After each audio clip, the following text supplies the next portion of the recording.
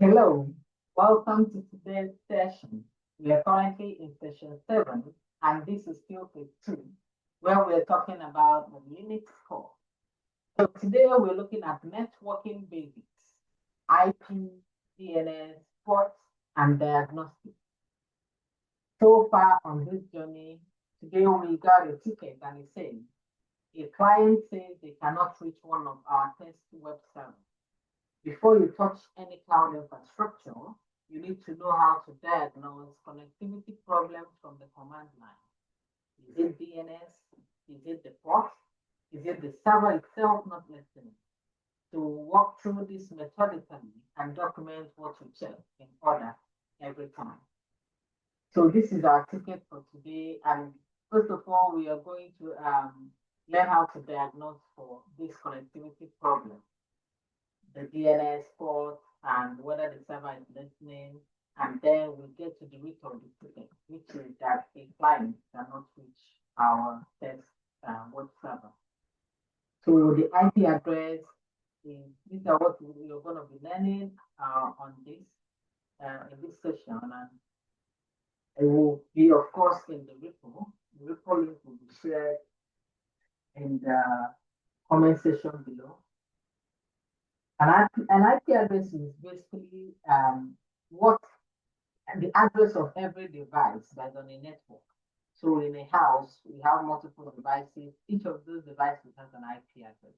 And each of the applications on the device also has a port that tells it, okay, if something is coming back into the phone, maybe you send out a request by chatting and all of that. When it's coming back, you know, if it's a WhatsApp request, it shouldn't go back to your Gmail. It should come back to WhatsApp. So the port number is also what tells it what particular app or service that actually sent out the request.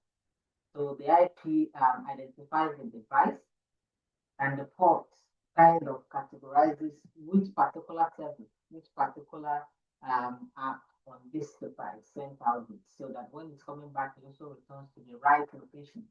And we have the private IP, which is used within the network. And then the public IP, which is the one that is globally reachable from anywhere on the internet. So let's move on. So this is port. Port is an IP address gets data to the right machine. A port gets it to the right service, like I just explained. And these are the common ports that we see. The SSH is the one used to SSH into your get access into your server from the CLI, which will be going into further down on this journey, the port 80, HTTP 443, and all of that. So now let's get into the lab. I'm really inside the repo, inside the folder. So part 1, let's how to check our own internet network configuration. So IP address show actually just shows you the network interfaces that's on this my device. So we have the text there. Okay, so this tells me that this is my private IP on this network /subnet/20. And a shorter form of this command is IPA. So you see, it's giving me the same information that it gave me up here. Like so. So now let's check what so the IP that is used the IP that my laptop, my system uses, the private IP now. That's it right here. The one that says INET right here. Okay. So now let's talk about the default route. So where traffic goes to, if it has no more specific destination. So the default route on my system, which is if a traffic needs to leave my system, where does it go to? Where does it first hit? So let's go IP route 2. And it shows me that this is the default via that's through this particular IP address, and it's going through this S0 interface, and the protocol is automatically assigned by the kernel. So you can also see like protocol static. That means you actually manually assign the default gateway. So default gateway is like a gateway where traffic that's leaving, just like a gate out of your house, a gate out of my system. So when it's assigned statically, then this place is going to say proto static. Then I think we also say something like proto DHCP. So that's how it goes. And it will be seen proto OSPF, depending on the routing protocol that was used to assign that default. But if it says kernel, that means the Linux kernel automatically assign this as a default route for my system. And now let's check our DNS configuration.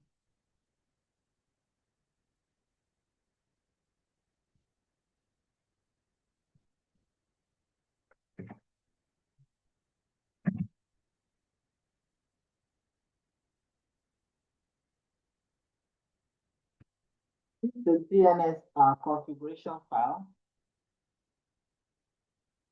and it's showing me my name's server. So this is my DNS server right here.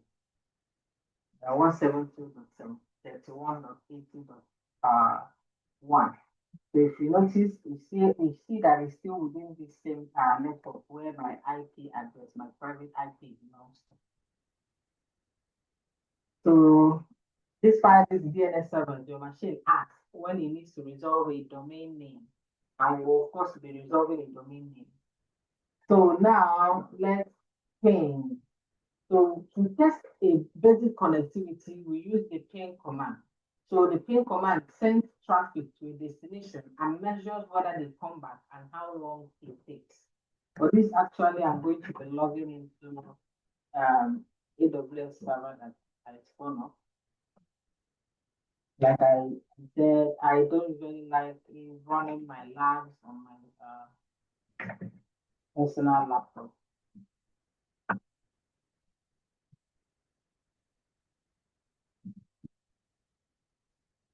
So I'm logging into, I've logged into AWS server.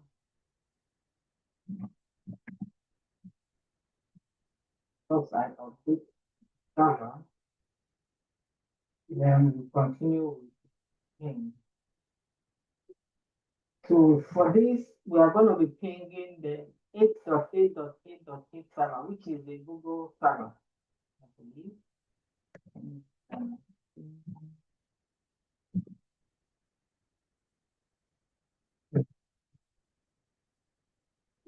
It means count, number of times it needs to do send that thing. So it's going to send it 4 times. So you see, we are getting a reply. So 4 packets transmitted, 4 received, 0 packet lost, and time 3,005 milliseconds. That's how long the total time. So you see the time each of the pins right there. So 4 pins, like I said, that's 4 pins. So spend exactly 4 packets. And now, so we see that we are able to resolve, we're able to resolve or reach this destination. That's what the pin does. It sends a packet to the destination and measures how long it takes to come back. So we use the Google IP address. Now let's use the Google domain name. So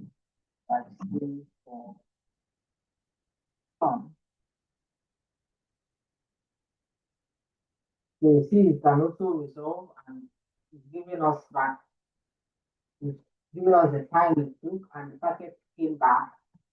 So that has shown us that if the ping to the IP works, or if both the ping to the IP and the ping to domain name works, that means your basic internet connectivity and DNS is working fine.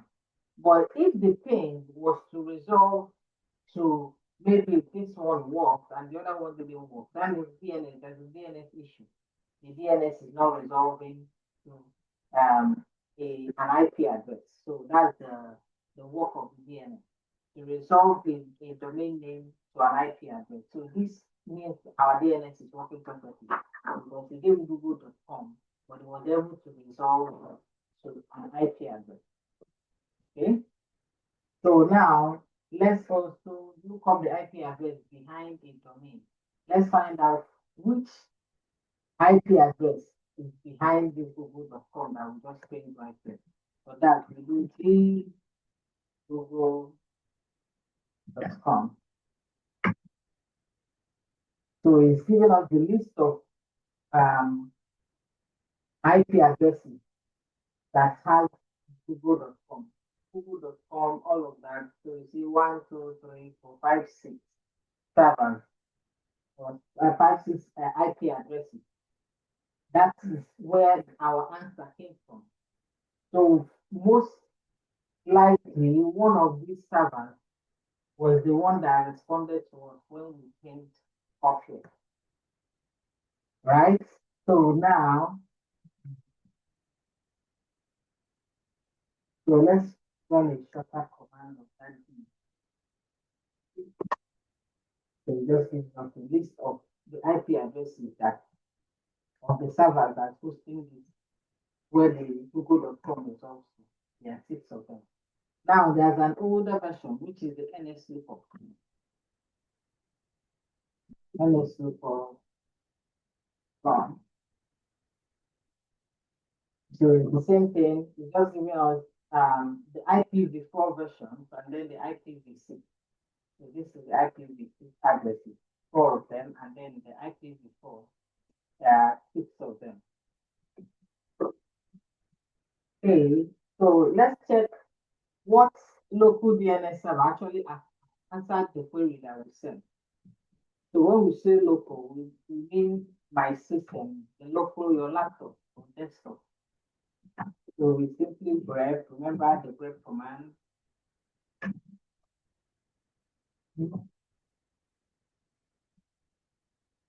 Okay, here you go. So this is the local DNS server that responded. So it's using the protocol. This is the IP address of that local server, and it's using port 53 because DNS uses port 53. And then the protocol is UDP. So we have TCP and UDP, but UDP is faster. So we use UDP to return the protocol used to send our request. Actually answered our request. Okay. So now let's try and resolve a name that doesn't exist. So something like this domain, go and copy that. This domain definitely does not exist until whether we'll get a response. And we see it didn't give us any response. Right? So if it returns nothing, definitely know that this domain name didn't resolve. It doesn't exist. Right? So that's no response is also a good information if you are trying to diagnose the situation. So you now probably have to check, okay, are they using the correct domain name because the DNS is unable to resolve it, or do you have a problem with what is the record that you have in the DNS server? Okay, then part 4, let's test the specific port using the curl command, the curl command. So ping only tells us if a machine responds at all. It doesn't really say whether a particular port is working. So to check whether a particular port is working, we are going to use the call command. And this command is just telling it to show us the header of this domain name, of this service, or this with this domain name on port 80. So HTTP is port 80. So I'll just copy that.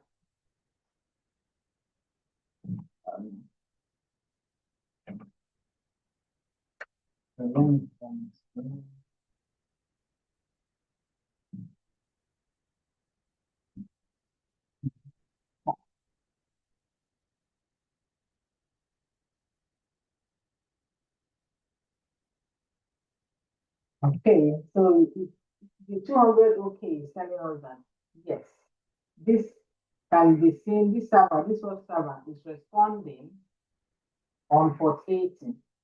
We could also check if it's responding on port 443, Because if you remember up there when we talked about port numbers, we saw that 80 is HTTP and 443 is HTTPS.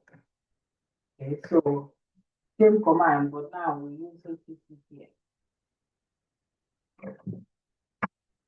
You see that photo shows that this web server is also responding using port 443.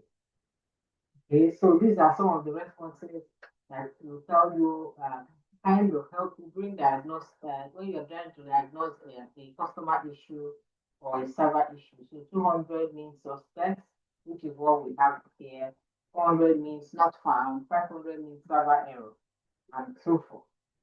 So let's now connect to a port that is closed. So we tried connecting on port 80 using HTTP and it worked, and we 443 and it worked. Now let's connect to 999 and see what happens. And we are giving it a time, 5 seconds. So that it doesn't keep us in a loop. So after 5 seconds, we're going to get this response. So it says connection time down after so milliseconds. If you hadn't put the 5, you probably have kept us in that loop for quite some time. So definitely this is telling us that we can reach the server, but nothing is listening on this port. That's the connection time down. So the connection was made to the server, but no service was listening on this port. Remember the need for the port number. It helps you to get access into a particular service.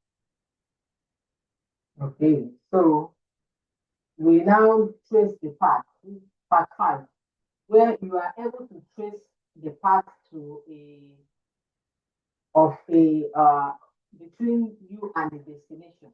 Like when you ping or send out a command or try to access a site, you use traceroute to trace the path. So first of all, let's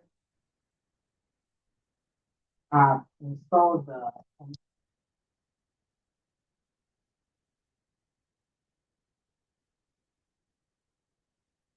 so we're going to be tracing our path from my system to this Google server, to one of the Google servers. Because as you can see, we have multiple Google servers, right? So let's trace.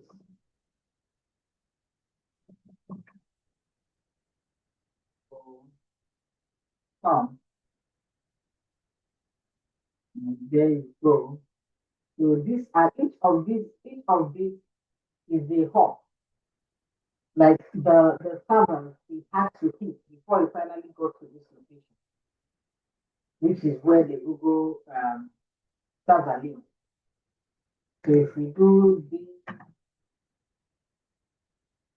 Google com,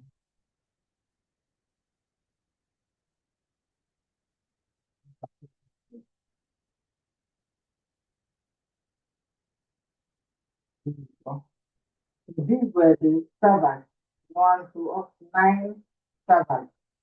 Before it did this one, but they didn't respond back, but they passed on the information, like they passed on the traffic. It hit this first one and it kept going. So these are the hops. Like if you wanted to get from one point to another, from one state to another, from your home to the market or to a shop, you probably will get to like multiple junctions or multiple houses before you get there. So the same thing with this. What Trace Route does is how long or how many routers or how many servers did they hit along the way? Is a router, each line is a hub, a router along the way. So we have to hit all these routers. We hit from 10 to 18, we also hit those routers. But they didn't respond, but then they also passed the information. They kept traffic going, they didn't stop it. So for the fact that they actually got to this one means that there's no problem with the movement of the traffic. It responded. If there was an issue, it also helps you to figure out why a client is not able to access the server. So that's the diagnostic tool. But there's a faster, more modern alternative that is being used. So, and that is the MTR. So let's try and install that and use that.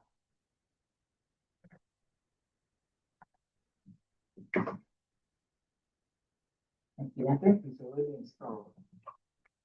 On your local system, most likely you need to run this command to install it. And now we're going to do we're telling you to do. So the MTR actually does two things. It does the work of ping. Remember what the ping does? And then a trace route at the same time. So it's going to ping 5 times and then trace route to google.com.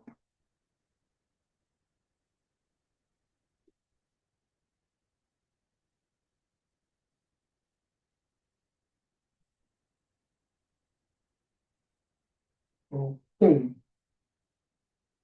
So we see that it's giving us a lot more information than the other one. So it's showing us every hop that our packet went through, the latency to each hop, that's how long it took, and packet loss at each hop. So if you look at this very first hop, this is our host, right? This system. If you look at this IP address, you see that the same IP address that's on here. So this is my IP address, the private IP address. The very first hop, there was 100% loss, but it didn't stop the traffic, right? It kept it moving. It kept moving the packet. It moved it to this, sent 5, lasted every time. So these are we moved from 1 to 9, and this other 10 to 19 kept passing it on until it got to the location, which is right here. So it had a successful trip. So the loss percentage is the percentage of probe that got no reply. So 100%, the very first router, it lost, but it kept going. Then the sent is the number of probes sent. And then last is the last round trip time, the time. So that's what this particular session is showing. Then the average round trip time in milliseconds. So this time is in milliseconds, so it goes really fast. Okay, so that's the difference between the MTR and the trace route. So MTR is better because it actually pings and at the same time it also shows you the trace route. Now let's move on to part C. So for part C, we check what is listening locally. So for that, you're going to install engines so that we actually have something to check. So let's run the command install engine.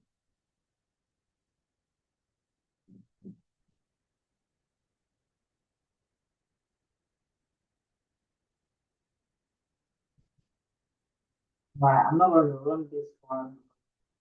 I don't need it to keep running after the session. So because if this was a production system, we're going to run this so that even if you start the system, this also is enabled and it starts everything automatically. So now let's check ports that are open and listening on our machine. So,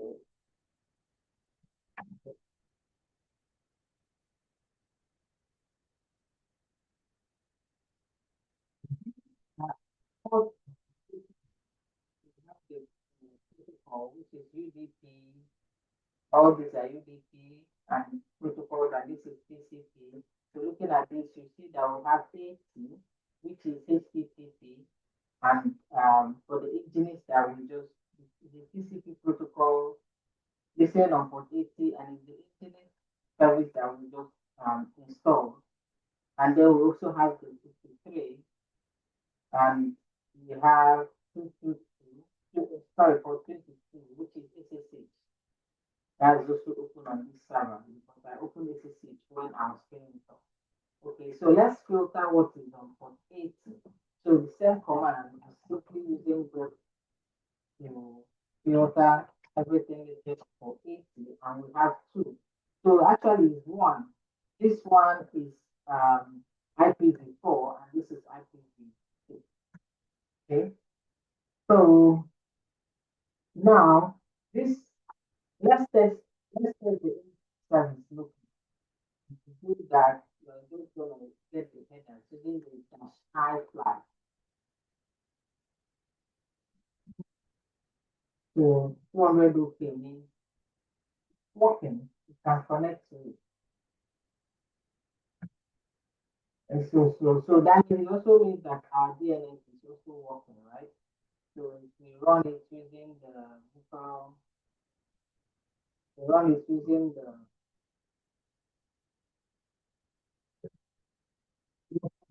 IP address, it will resolve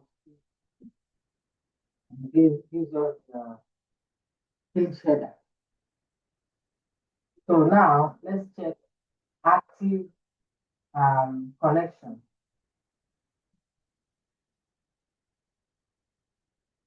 Okay, I think we already run this command. So now let's get to our real ticket. So far we've just tested out how to check connectivity, how to check if port is open. Now the real ticket for today is us the client that cannot reach our server. So we need to diagnose it. We don't want to go in rushing into the ticket. We need to diagnose what methodically, step by step. So first, step one, can it resolve the domain at all? That's the DNS layer. So we are assuming that our website is this. This is the service. This is our server right here. So let's even find out, can I resolve the domain at all? And to do that, we're going to use, let me copy it and paste it. So remember the big command is supposed to do that. And we see that it can. It can. It's showing us the server, right? The IP addresses. That this example where this example.com is hosted. Now, can we reach the IP? So for that, we are going to use the ping command. So ping 4 times. Let's see if we get awesome. So it's returning our ping. That means we can reach the IP. Can reach the IP, right? So if you notice when we send the example command, it resolves into the IP address, which is what is captured here. So you see, this is the particular server that we hit. We didn't hit this one. This is the very first one. So if you look here, there's 54 bytes from this address, the very first one. Okay. So now let's find out if the HTTPS port is open and responding using the call command. So we're basically just running the same things that we learned earlier, but now we are using it on a particular web server. Our particular server. So great. So it's resolving to 443. It's resolving to 443 because that's what we use the HTTP and it says 200 OK. Now let's trace the path and see if anything is breaking along the path. Of course, this will give us a positive response because we've already checked the port and it's responding, and we've already pinged that it came back successfully. So we just check the path that it took from our destination to the location of the server that responded. Okay, so let's you see that it's the same that same server 243. So this took 13 hops or 12 hops to get us to the 13th hop that connected us to that server right here. So this is like a methodical way to diagnose server unreachable issues. A client cannot reach our server. So as you go along the steps, there's also other tools as well that you run in case all this is good and the client still cannot reach our server. But these are like the fundamental ones that you have to first of all isolate. That will help you narrow down on what the issue is really. And then, of course, we create this file and document the steps that you took to complete this lab. And that will be that for today. Thank you so much for listening and for joining. And of course, practice because watching without practicing is not going to achieve the goal. Thank you so much. Bye bye.